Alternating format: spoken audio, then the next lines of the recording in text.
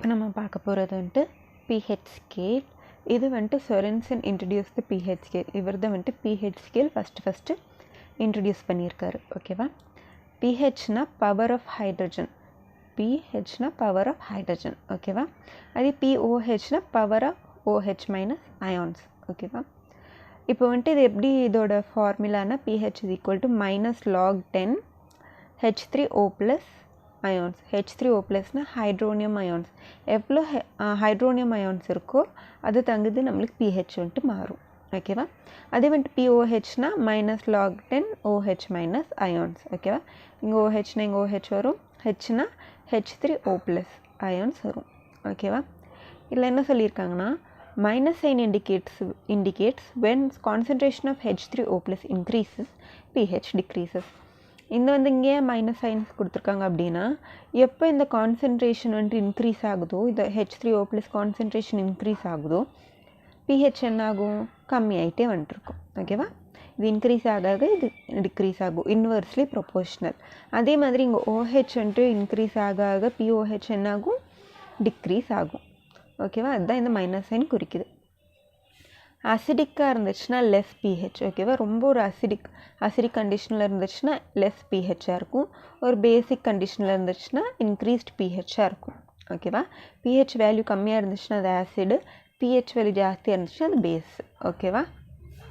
இப்போ வந்துட்டு relation between pH and pOH.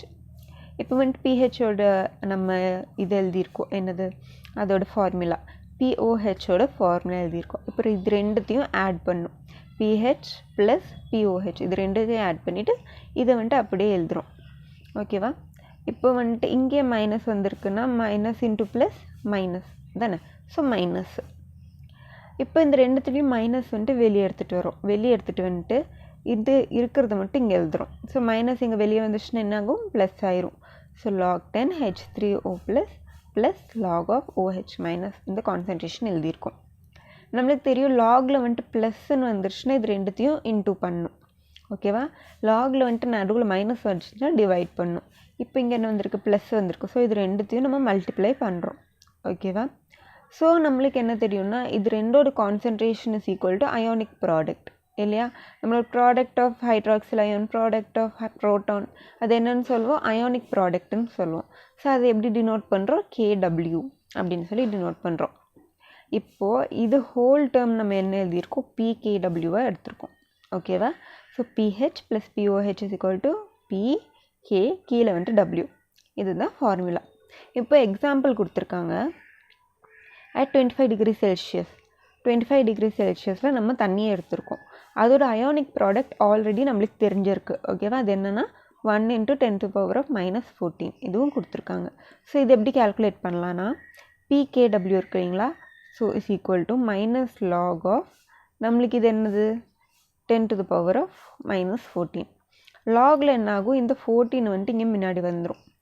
So இந்த மைனஸ் மைனஸ் போயிட்டு இந்த 14 வந்துட்டு கீழே வந்துடும். ஸோ 14 லாக் வந்துட்டு 10, லாக் 10 1. ஸோ ஆன்சர் என்னது? 14.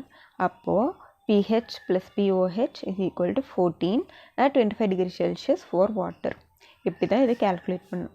இதுதான் வந்துட்டு pH அண்ட் pOHோட ஒரு ரிலேஷன். ஓகேவா? இப்போ பார்க்க போகிறது வந்துட்டு common ion effect. Common ion எஃபெக்ட்னா when a salt of weak acid is added to the acid itself. ஓகேவா? என்ன சொல்லியிருக்காங்கன்னா நம்மளோட ஒரு வீக் ஆசிட் எடுத்திருக்கோம், அதோட சால்ட் வந்துட்டு அதுலேயே நம்ம மிக்ஸ் பண்ணோன்னா என்ன ஆகுதுன்னா dissociation of weak acid suppressed. அப்போ இந்த டிசோசியேஷன் ஃபுல்லாக சப்ரெஸ் ஆகும், டிசோசியேட் ஆக விடாது என்னது இது. ஸோ அதை தான் வந்துட்டு காமன் அயான் எஃபெக்ட் அப்படின்னு சொல்லி சொல்கிறோம். ஓகேவா? ஒரு வீக் ஆசிடில் அதோட சால்ட்டு சேம் சால்ட் நம்ம ஆட் பண்ணோன்னா நம்மளுக்கு காமன் அயான் எஃபெக்ட் வரும். எப்படின்னு பார்ப்போம். இப்போ வந்துட்டு CH3COON என்னது? Sodium acetate. இதோட ஆசிட் என்னது? CH3COOH acetic acid. இது ஒரு வீக் ஆசிட். ஓகேவா? ஸோ இது டிசோசியேட் ஆகும்போது நம்மளுக்கு H வந்துட்டு தனியாக வெளியே வந்துடும். இங்கே என்ன ஆகும்? CH3COO தனியாக வெளியே வந்துடும், NaC தனியாக வெளியே வந்துடும். இது ரெண்டாக இங்கே பிரிஞ்சிடும். இந்த H என்ன பண்ணும்? மறுபடியும் இங்கே போய் ஜாயின் ஆகும். CH3COO H அப்படின்னா இங்கே மறுபடியும் நம்மளுக்கு என்ன கிடைக்குது? அசிடிக் ஆசிட் தான் கிடைக்கிது. என்ன பண்ணும்? நம்மளோட இங்கே இருக்கிற இந்த இருக்கு இல்லையா CH3COO- இருக்கு இல்லைங்களா, இங்கே போய் அட்டாச் ஆகும். அப்போ நம்மளுக்கு என்ன கிடைக்கிது, சோடியம் அசிட்டேட் கிடைக்கிது. ஸோ இது ஒன்றுக்குள்ளேயே ஒன்று ரியாக்ட் ஆகிட்டே இருக்கிறதுனால இதோட ஈக்குலிபிரியம் மெயின்டைன் ஆகுது. ஓகேவா, இதுதான் வந்துட்டு காமன் அயான் எஃபெக்ட் அப்படின்னு சொல்கிறோம். இது எங்கே ஃபார்ம் ஆகுதுன்னா, வீக் ஆசிட் எடுத்து அதோட சேம் சால்ட் ஆட் பண்ணும்போது மட்டும்தான் நம்மளுக்கு காமன் அயான் எஃபெக்ட் வரும். ஓகேவா.